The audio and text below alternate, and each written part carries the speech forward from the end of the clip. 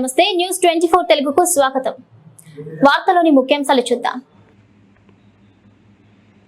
ఈ రోజు సాయంత్రం 6:30 విజయనగరం శ్రీ పైడితల్లి అమ్మవారి చదురు గుడి పక్కన ఉన్న ఆధ్యాత్మిక కళావేదిక వద్ద దేవస్థానం అసిస్టెంట్ కమిషనర్ డివి ప్రసాదరావు మరియు దేవస్థానం సిబ్బంది పర్యవేక్షణలో త్రినాథ స్వామి భజన బృందం వారిచే భక్తి రసమైన పాటలతో భజన కార్యక్రమం నిర్వహించారు.